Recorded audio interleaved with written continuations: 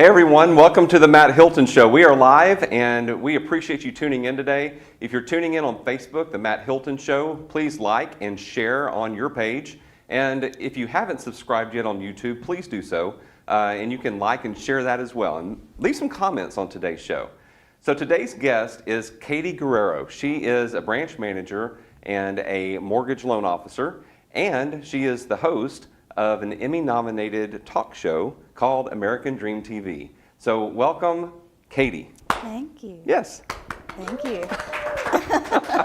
We have a live audience. So I was like, come on, come on.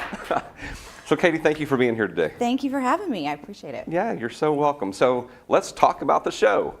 Okay. So how did you come about becoming a host of the show? How long has it been going on? It was kind of right place, right time. So Okay. I have a good friend that I met a couple of years ago when I did a President's Club trip. Her name is Angelique. Okay. So she is the host in Oregon.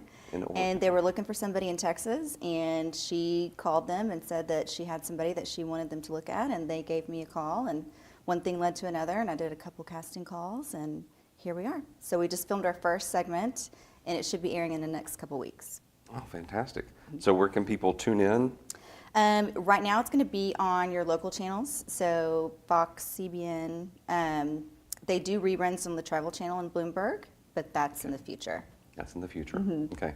And what is the I guess topics discussed on the show? It is about real estate, lifestyle, and culture. So they wanted somebody that lives in Texas, grew up here, knows the local communities, knows boots on the ground. So my hometown is going to probably be my favorite one. It's in Granbury, Texas. Okay. We're going to feature local businesses there, and then real estate and different unique properties, Tudor homes, storybook homes, high-rise $1 million properties. So it's about moving to Texas, what you get here in local community, and just bringing people to Texas. That's fantastic. It's really been fun. Yeah. And so it will, and how often will it air? Every other month. Every other month. Every other month. Mm-hmm. So it does air in different communities nationally every month, but mine specifically will be every other month. Okay.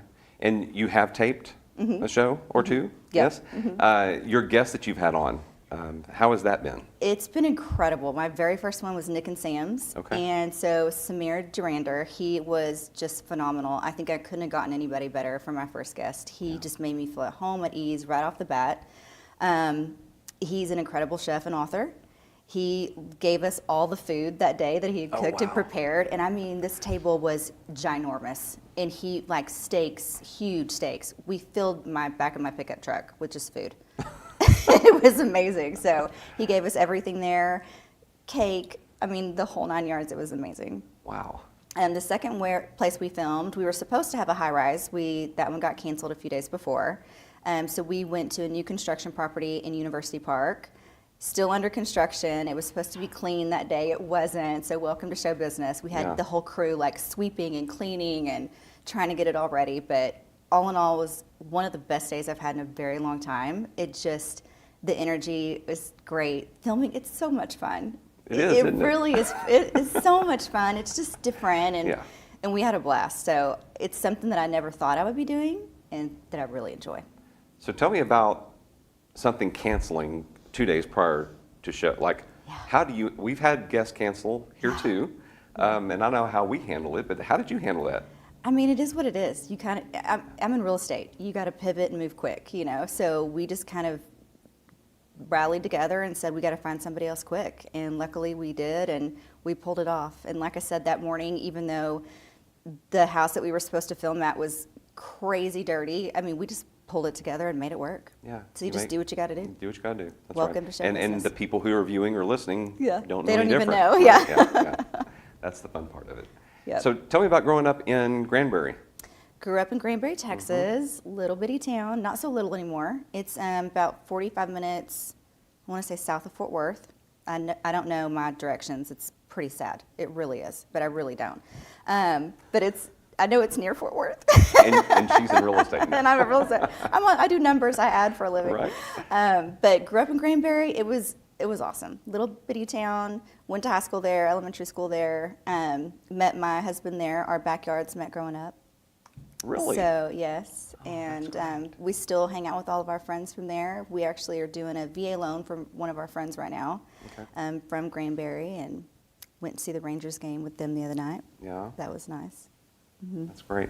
So growing up in Granbury, were you an only child? Did you have siblings? No, lots of siblings, step siblings and others. I still am in touch with most of them, not all of them. My sister, obviously my real sister, and my brother, they both don't live in Granbury. One lives in Fort Worth, and one, yeah, he does still live in Granbury.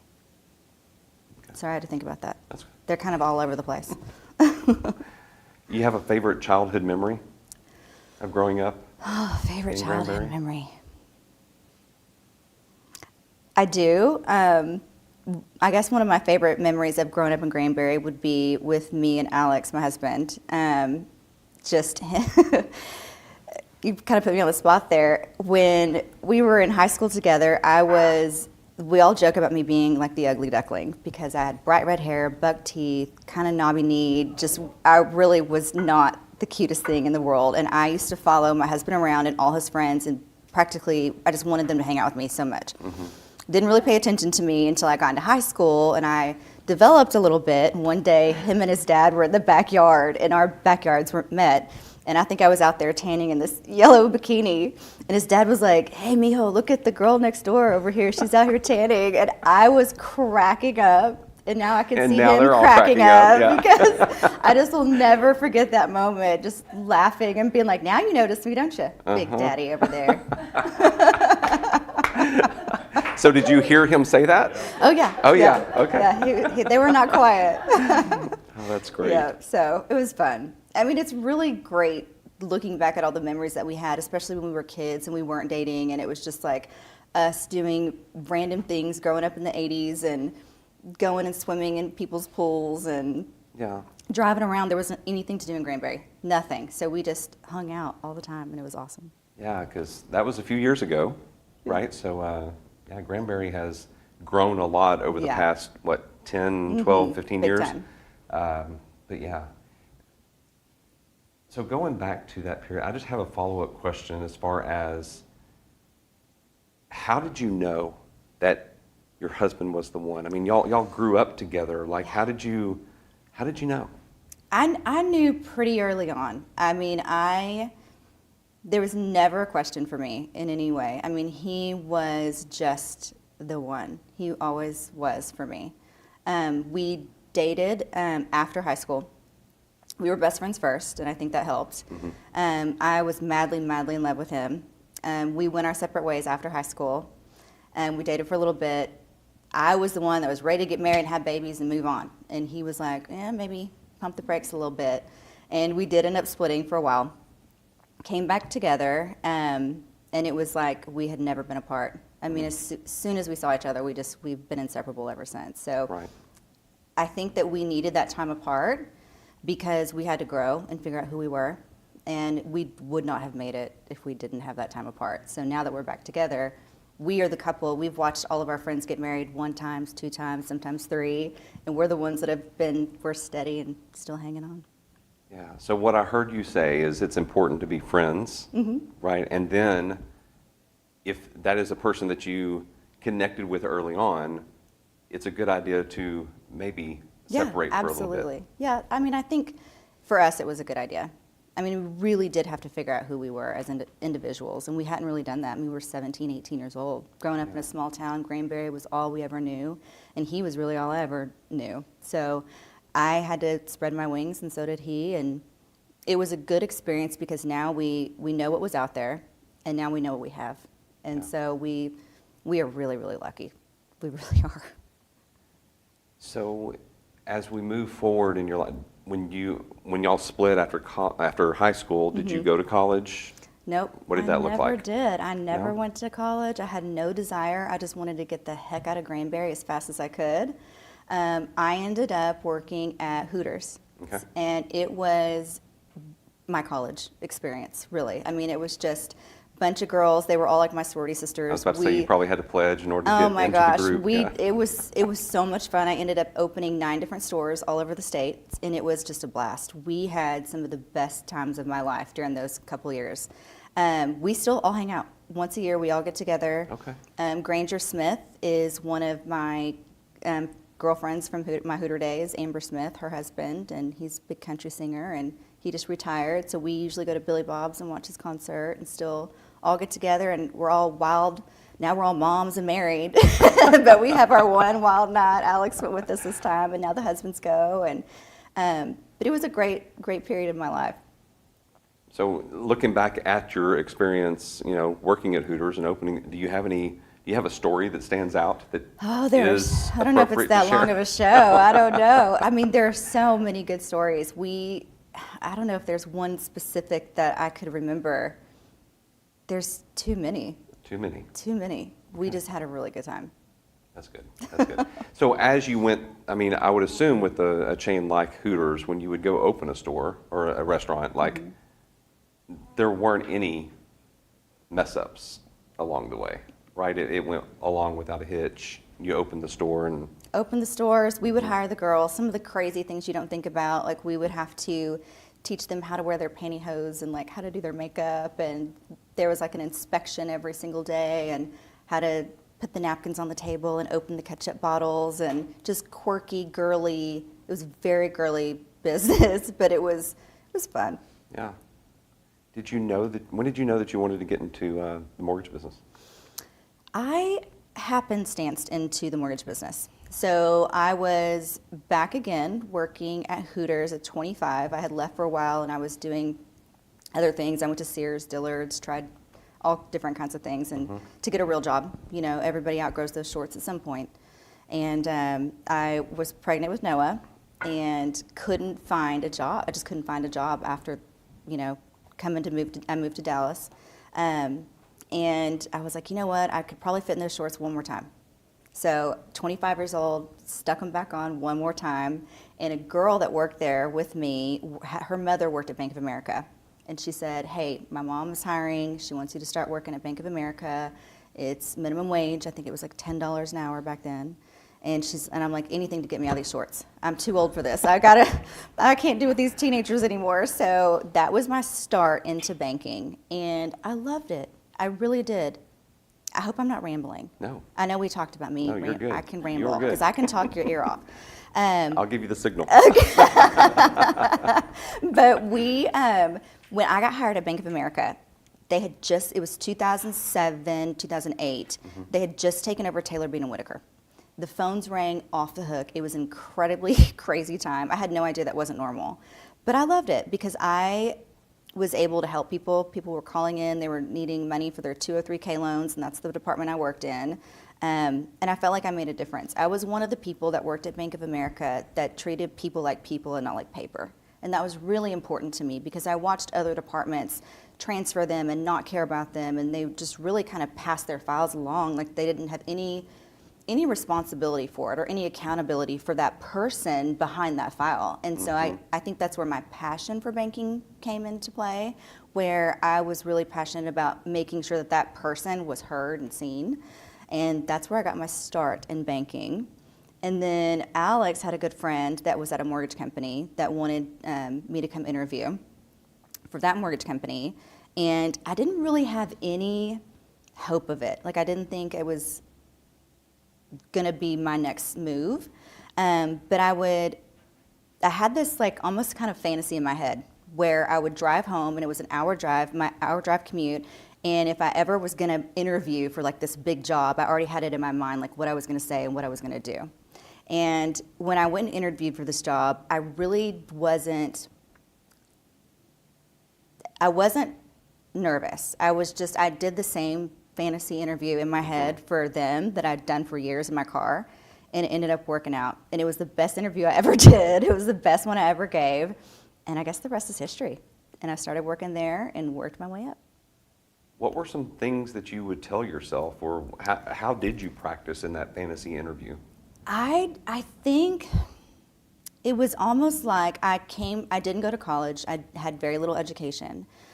But I knew that I had passion and ambition. And so it was almost like me convincing myself that I was good enough, that I was going to be able to sit at that table, that I was going to be good enough to do what I saw my peers do. And, you know, Alex had made a name for himself in the mortgage industry, and I knew that I could do it too. And I think for me, it was like, I'm going to be great. I may not have the education, but I'm willing to learn. I may not be able to do this, but I'm willing to do that. And I knew that I was going to one day work my way up to do, now I guess what I'm doing. Yeah. And you're quite successful. Yes. Yeah. And every time I take another step, every time, like I started in processing and like answering phones, and every time I take another step up, I was like, well, you know what? Now I think I want to try this. So then I was a loan officer assistant. And then after I did that, it took me 5 years to be a loan officer assistant to decide to be an originator. It was really scary for me to take that next leap, especially in our world, it's 100% commission. So that was pretty terrifying for anybody that had never done that before for themselves. And so I was making really good money with Natalie, who was my boss at the time. And she said, if you want to do this, if you want to jump, I'll support you. And she goes, I'll give you, I think it was like $40,000 to stay with me as my assistant for the rest of the year. It was like August. And she goes, or you got to quit Monday. And she goes, you got the weekend to think about it. And I said, oh gosh, okay, well, let's do this. And so I went home, and Alex goes, well, you're taking the money, right?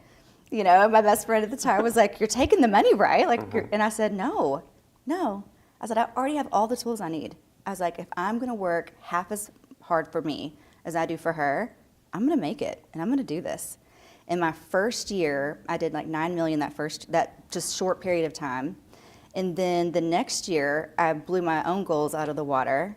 And then I decided I wanted to change to another company, and I've just been growing. And now I have my own branch. So it's just been, like, I just keep climbing that chain. Were there ever times when you were working at Hooters that you were like, oh, I wish I would have gone to college? No, never. Talk to me about that a little bit. I never had the desire. I really didn't love high school. I didn't love the structure. Noah, don't listen, my son's in the audience today. I didn't love, it just wasn't for me. It really, I loved math, and there was different subjects that I really loved, but I just didn't love the structure and having to sit in a box for 8 hours a day, and it just wasn't what I always knew I was going to end up doing. I always knew I was going to, in every job I've ever had. I mean, how does a Hooters girl go from being a Hooters girl to opening 9 stores in Texas? Like, I trained trainers to train Hooter girls. So anything that I ever did, I was like, I'm going to be the best at it. So I knew that I was determined enough to do that. Where did you get that determination? I don't really know. I think that it's just always kind of been there. I guess I'm a little competitive. I want to win. Is there anybody else in your family that either has had their own business or no? Anybody competitive? No. I'm from a long line of farmers. So okay. My mom still has a farm in Rio Vista, and my grandparents grew up on a farm, and very, very humble background. My dad went to some college after he went to nursing school, but my sister was really the first one to graduate from college, and she went all the way. And very, very smart, speaks several languages. My little brother went to college, but it just wasn't something I ever wanted to do. I wanted to work. And I think the worth ethic, now that's something I got from my family. The farming and, waking up at 5 o'clock and, got to feed the cows and you got to do all the things that you do in the country. Yeah. But school was never something I wanted to do. And I bring that up because I have a son who just graduated high school. And he has said, I'm not going to college. I'm not going to college. And his mom is an educator. Oh. So that didn't really go over too well. Do you want him to go to college? No. No. It's up to him. Yeah. It's his life, yeah. right? And looking at what I did, I went to college, and I was going to be a doctor. I was going to go to med school. 3.5 years into college, trajectory changed. Yeah. Graduated with the economics degree, and now I'm a realtor. Yeah. And you don't have to go to college to be a realtor, right? Yeah. So I'm not saying my college experience didn't teach me things and help me grow personally, yeah. and all, but I am in agreement with you that college is not for everybody. But yet in our society, our kids have grown up and they're taught to go. It's expected, or you're not going to be successful if you don't go, yeah. right? So, but not only your example, but plenty of others. Yeah. Of people who didn't go to college and Yeah. have great lives. I think, giving kids an opportunity to go. Nobody ever told me to go either. It wasn't ever expected for me to go. My Right. grandmother raised me, and she always said, just show up on time and be kind. And that's what I've always done. Just do the best you can. And that was the best advice I ever had. Be on time. Respect people's time. We all get the same amount. And don't disrespect somebody else's. Just show up on time and do the best you can. And, sometimes I look back and I thought, man, maybe I should have. But my very next thought is no. My Yeah. life experience is what has gotten me where I'm at now. So, That's right. and I try to tell that to my kids. I know my husband wants them both to go to college. I think there's something to be said about parents that have kids in college. It's kind of like a bragging right. Yes, my kid's going to college. I want them to be happy, healthy, responsible, contributing members of society and do what they love. Find something that Yeah. you love, and we're going to Yeah. support that. My son likes cars, and so he's thinking about maybe going to a trade school with cars and. Yep. I'm with you. Do what you love. Find Yeah. something you like, and we'll support it. That's right. That's right. My son's going to take a gap year and go to a trade school next fall. Mm-hmm. He wants to be an HVAC technician. So, in real estate, I Yeah. told him, I said, I can refer a lot of business to you. Yeah. And especially in North Texas. Like, there's Yeah. a lot of HVAC systems around, right? So what's he going to do for the year? Currently, he's working for me with me in a company that we created that's a yard sign and lockbox delivery company for agents. Oh, that's awesome. So, it's a leverage piece Yeah. so that agents don't have to go out and put that stuff out at their Yeah. house or pick it up Yeah. in the rain or the snow or the 110-degree weather. And all over So, the state. It's a big yeah, state. That's yeah. a good business. So we're focused here in the North Texas area. And Has he ever taken interest in real estate? Do you think that would be something that he would ever transition to? Great question. We've talked about that, and he's the third of 4 children that I have. Okay. So, I told him, I said, it would be nice if I had at least one of you Yeah. who was interested in the business, so what I've built, I can pass it on. Yeah. Because otherwise, it's not going to really benefit anybody else. Right. So we'll see. Does he like this part of it, like the fun interviewing and any kind of social media? Does he have any interest in that? No, No? no. He's more into gaming and Hey, they doing all are. that type of stuff. I think they grow out of it. I I don't hope know. so. I don't know. I know a lot of grown men that still play Right. video games. Well, let's talk so about the real true. estate market. All right, Okay, we're about let's do halfway it. through, and I Let's want to talk get about into a discussion because Let's do it. What I hear on my side is mortgage rates are really high.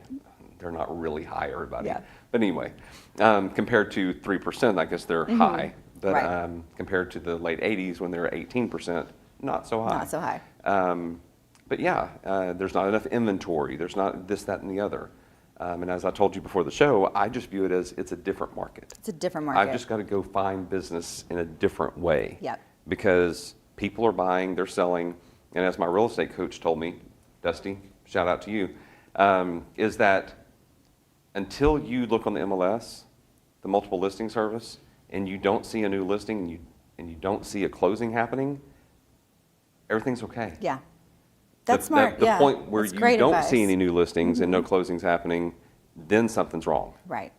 But he was like, people are still buying and People are selling. still Just go buying. find them. Yeah, they are. And, interest rates perspective too. And I think, every year that I've been in the industry, it's been something completely different. Yep. I mean, it's 10 years for me, almost 11. And so if you think about just our past 10 years in the industry, I mean, COVID, that was crazy. Then we had the high interest rates before, then Trump went to office, they went up a point and then down a point, and then they kind of leveled back out. And then we had COVID, and there's been a lot of change in the market. And every single change, I'll be the first to admit, I thought the world was going to end, and we were never going to do any more loans. And one thing COVID taught me in this market is everything changes in this market all of the time. Yeah. And so you're right, it's just different.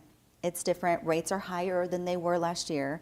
But right now is a great opportunity. This kind of market is where I think millionaires are made, when they seize the opportunity, when there is a low inventory market, when sellers are still giving concessions, and you're not having to bid and compete in a market that's oversaturated with buyers and not enough sellers. That's it, Katie. And I'm so glad you brought that up because that's what I'm telling my buyers right now because they're questioning, is now the right time or should I wait for interest rates to drop? And I'm like, if you wait for interest rates to drop, there's so much pent-up demand that you're going to be in competition again to get that house. Yep. There's going to be the bidding wars. There's going to be all, and it's just not It's going not to be worth in your favor. It's not worth it. And when you think about the interest rate, so let's just say the interest rate today, I haven't looked at the rates today, and I'm not Let's just say technically. 7%. I'll let you do that. We'll say that. If you're going to spend 2 years to wait for them to drop, you're spending 40 grand, right? For over a span of 2 years for that interest rate, versus now you're in a different market waiting that 2 years. The $400,000, $500,000 house that you liked is now $600,000, Yep. and you're bidding 50 grand over. So is Yeah. it really worth it when you're spending 150 more to wait to hypothetically see if the rates come down? It's not. If you have an opportunity right now and you're in need, there's not a better time, especially right now, because we are in a low inventory. So get it while the getting's good. Yeah. Because what's going to happen is those floodgates are going to open the moment rates are down, even at 6%. Everybody's going to come right back into the market. Yep. And then we're going to be in a whole bidding war again, Yep. which, hey, I'm here for it. That one I did. I feel like, what else have we got in this market, right? Yeah.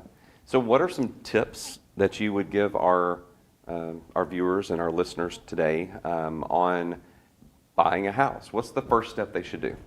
I think pull your credit. Pull your credit.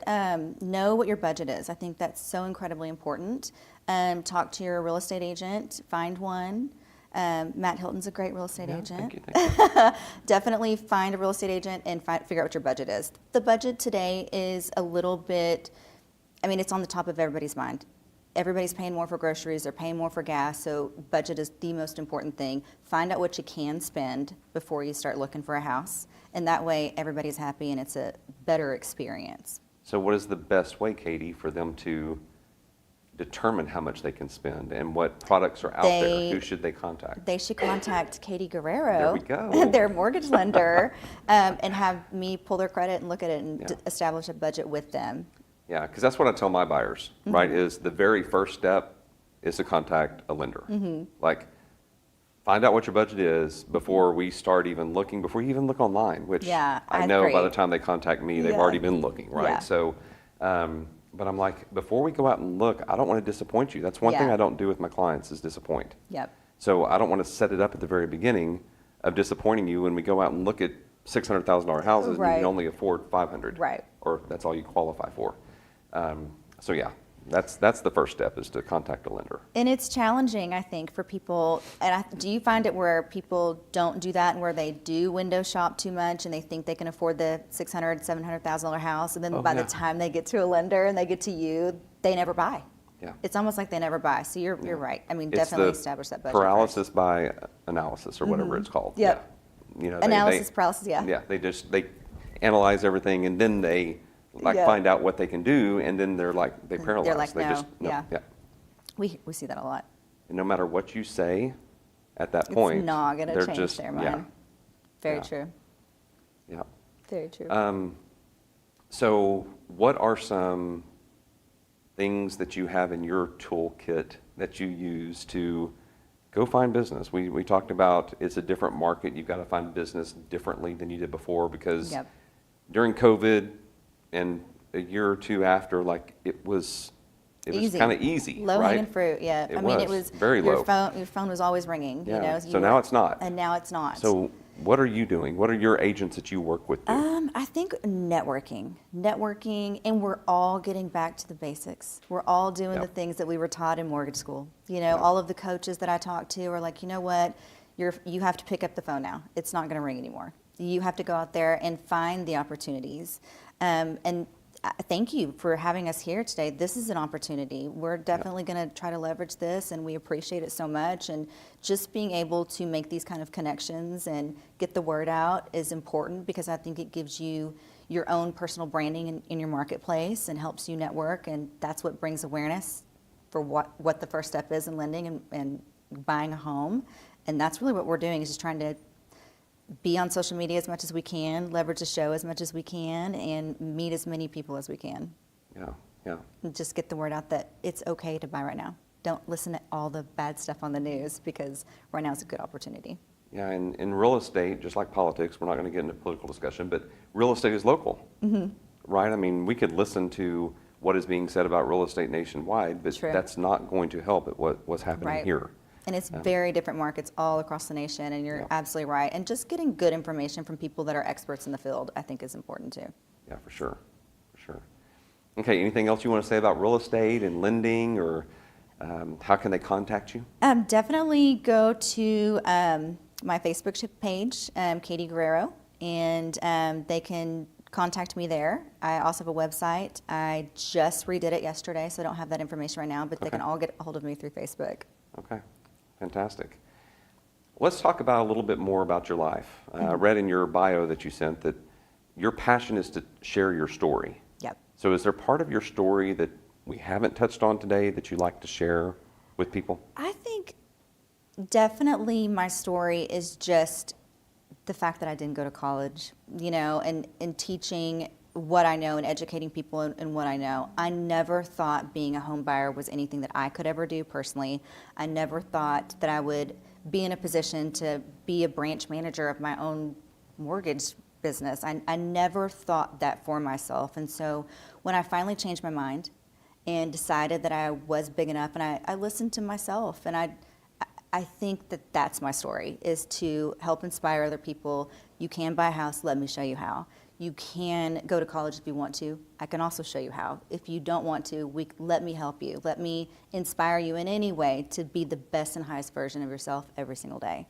And so I think that me coming from my background and just not really having I wasn't really handed anything. I've had to work really hard for everything that I've ever received. And so there's something to be said for that.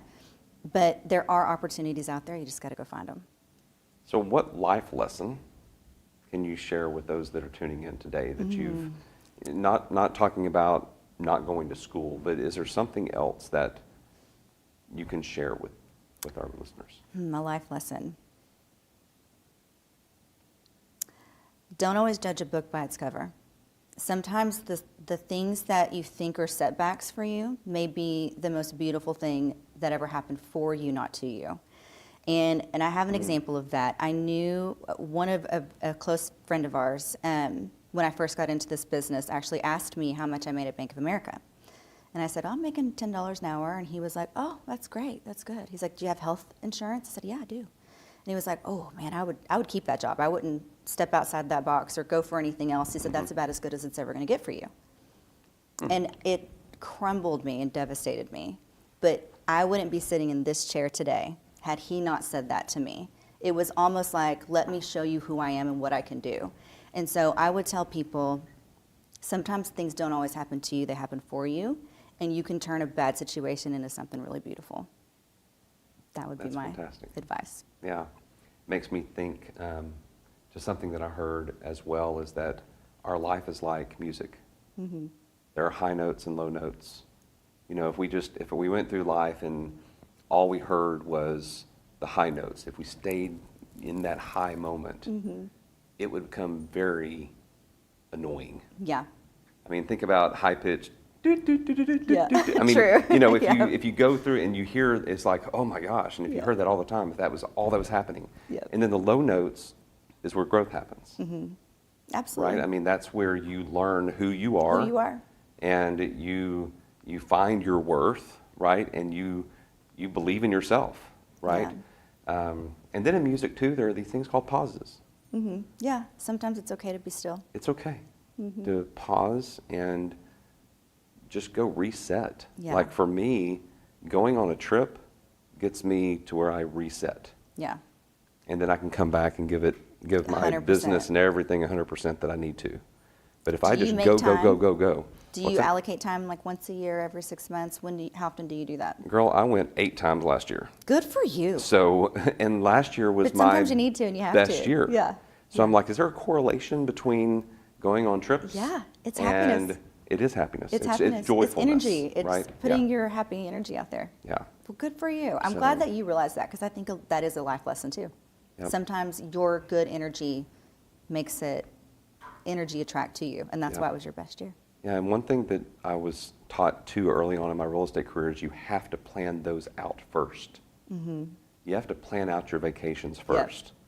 And that way you have something to look forward to, right? Yep. If you just go, oh, I'm going to go on a trip next week or next month, Never do it just never happens. But if you can work towards it and go, okay, I've got this coming up. For me, I get the busiest right before I go. It's We like get the the universe busiest when we're knows. there. It's like Well, they that know. too. It's like you'll Yeah. get 3 contracts the minute you go to Mexico. Yeah. That happens every time. Yeah. Well, I like to ask some questions as we wrap up Okay. the interview. And they're questions I typically ask all of my guests. One of them is, since you brought your item for show and tell, I did. what is your item? And how is it significant in your life? So it was hard for me to think about what to bring. So I did bring my show and tell item. It's a glass slipper. And for me, it was a gift from somebody here today that's very special to me. And it's to remind me that women can also break glass ceilings. And so it's very special to me. And it's just a reminder to keep going, even when it's hard, that women can do incredible things in this industry as well. Amen. So that's why I wanted to bring it. And it's on my desk. It's there every day. Usually it holds my pens, Yeah, but it's very, very special to me. that's great. Well, thank you for sharing that. And I don't know if our viewers can see. Would you mind holding it like, Oh, yeah. because the background of your, yeah, there we go. It's the cutest little thing, isn't it? That's fantastic. They're great. I want to know where they got it. I love it. All right, so some other questions that I ask is, if you could go, and the reason I ask these questions is because I believe that we as adults have stopped dreaming. Mm-hmm. And I want people to dream and imagine again, right? Mm-hmm. And through this show and through my real estate connections, and I'm a big networker and connection person, Mm-hmm. so I'm hoping that someone who's tuning in will be able to maybe make one of these dreams come true for you. So here we go. I love If it. you could go anywhere, Oh, where would you want to go? anywhere. Anywhere. Maldives, Okay. Fiji. Fiji and Maldives. Mm-hmm. Okay. Yep. If you could have an experience, like jumping out of a perfectly good airplane or going to a Cowboys game on Thanksgiving Day or whatever that may look like, what experience would you like to have that you haven't had yet? There is an underwater hotel, I think it's in Bali, that is submerged underwater.